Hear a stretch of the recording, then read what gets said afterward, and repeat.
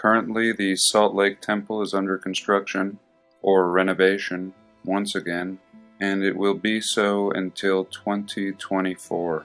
They have dug up the foundations, and I look forward to getting out there soon, hopefully taking some pictures. And why do I always return to Salt Lake City, not only physically but in research, is because I think it's a prime opportunity to showcase a reset. And if you're new to all this, a reset simply being a wipeout of a recent civilization as little as 200 years ago. And we, in modern times, and as a people, being a replacement civilization, inheriting all the wonders of the past and not being told anything about it. In fact, quite the opposite, being told that our people created these works, going back for over 1,000 years. The architectural style of the buildings not changing throughout this 1,000+ year period, or from country to country, always displaying what we call this Greco-Roman architectural style. There are hundreds of sub-names for this style, but in the end, all showing the hand of a common designer or people, displaying arts, statues, symbols that don't belong to our people. And when it comes to Salt Lake City, it's no different. The only difference is this city is not much more than 100 years old. One of the last cities in our narrative to be established shortly after San Francisco, and both displaying the same impossibilities of build-out of not only the city, but each and every building. It's one thing when we see this style of architecture in Europe, in the Middle East, and other parts of our realm, where this style would fit into the historical narrative.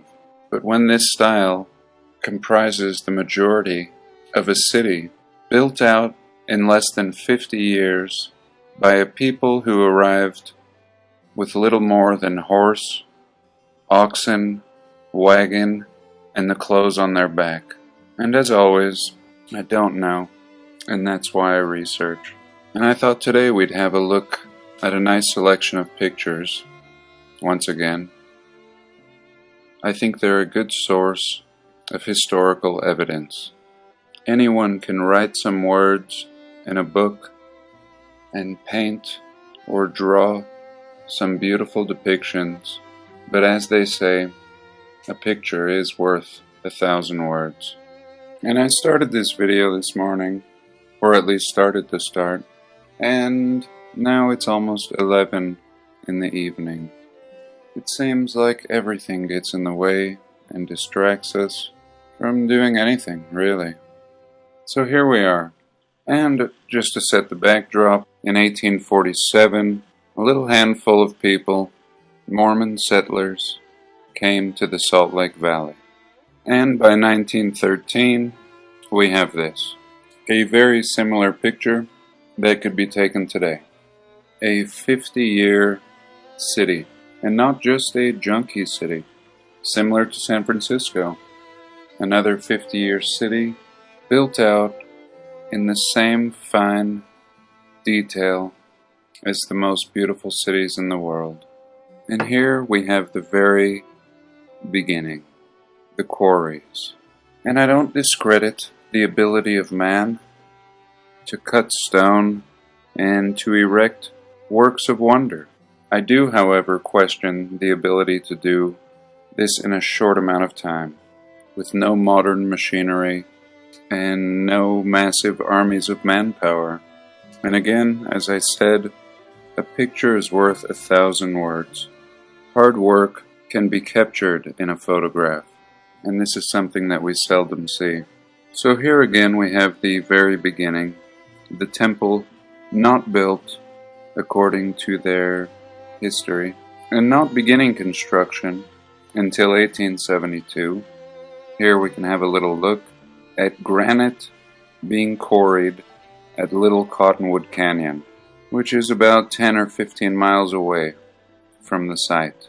1872, and here in 1913, we see a complete build-out of Salt Lake City, looking like it does in modern times. And back here we can see the temple completed. In fact, they tell us the temple took 40 years to complete. And here we are at the very beginning. We see this massively impressive wall surrounding the entire grounds, and this wall is very impressive. Before anything has been done, no mention of this wall. Surely they would boast that before they began construction of the Great Temple, they built a massive wall around the whole 10-acre grounds. Seems like something you would do after construction, making it less difficult to bring materials in from all directions and moving dirt out as well. And this is supposed to be another look during construction. We see this wall, and we also see this tabernacle, which is another anomaly they tell us nothing about. At the rate that they were going, 40 years to construct the temple, this thing should have taken at least 10. And mind you, this is where the beautiful old world organ resides. And that's another story as well. But getting back to our site, by the early 1900s, the entire city is built out. And yet here, in this photo, while they're building the temple, they show us a very primitive, Old West downtown, not looking anything like the direction we're heading. Here we have 1882, what we would expect of the Old West, and here, in less than 20 years, we have a completely modern looking city. Skyscrapers, train system, antiquitech. And mind you, this is one of the first things they're supposed to build upon settling into this valley.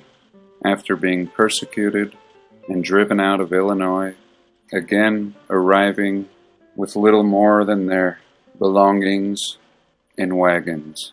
And yet this city looks very established. Here, while they're so worried about building a temple, it seems like they already have a fine little temple here. A beautiful castle that looks much more glorious in this picture than it does today.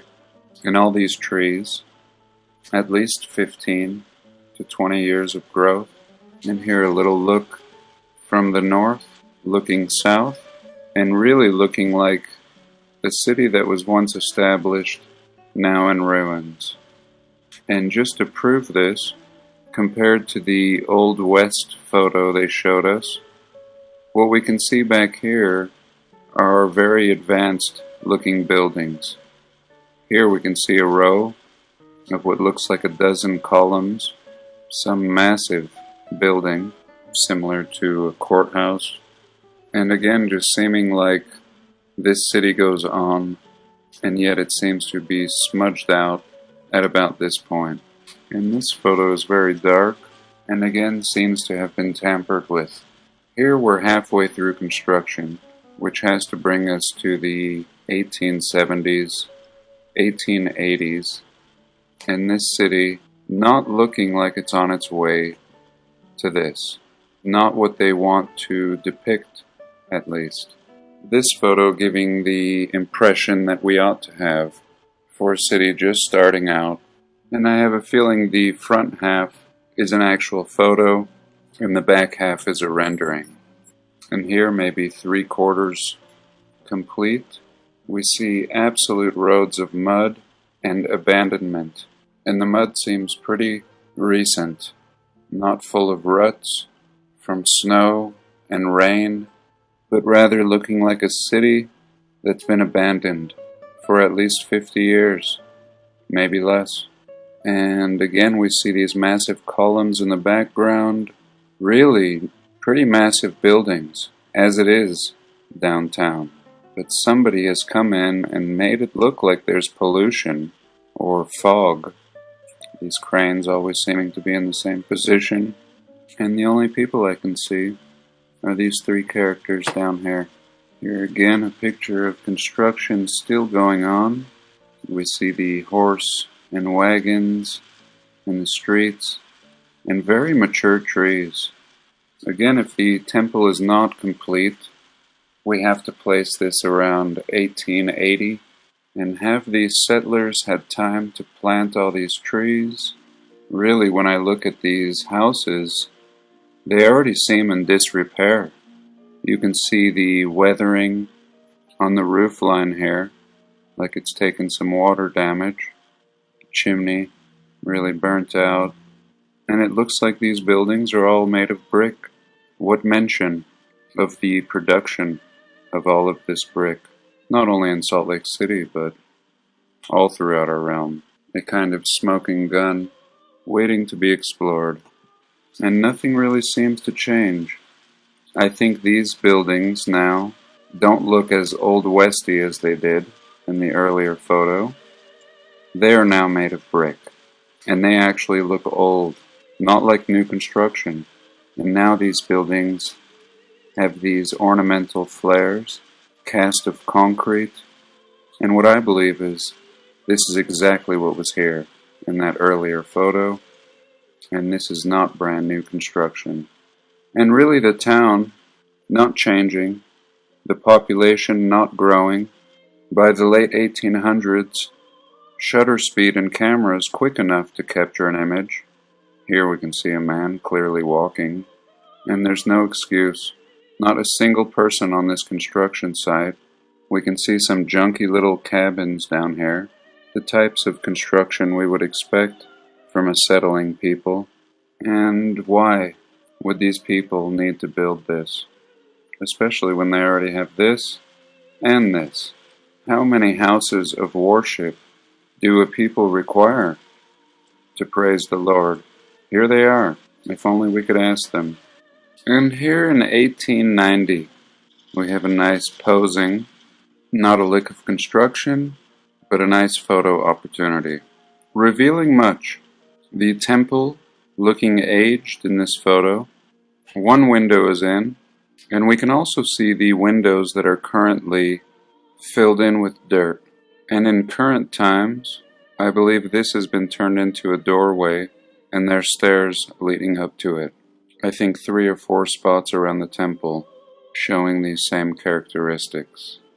And these are the most perfect stones, supposedly transformed from these rough granite blocks into these polished, mortarless blocks. And here in 1890, and now we see the planting of young trees, what we would expect, not like what we saw in the earlier photos. And here it must have been a clear day, because we can see the mountains. And 2 more years of construction. Looks like they're having a little party, or the laying of the capstone. And at least they tell us that this took 40 years. Not like other parts of our narrative where buildings like this would be thrown up in 1 year. 1 year seeming to be the magic number. Oh, what they couldn't do in 1 year. And here in 1892, the wagon train on its way to the temple dedication. That's it. The whole thing seeming really ironic. This primitive caravan next to this tech, this electric trolley system. And in just 10 short years, we'll go from this feel to this.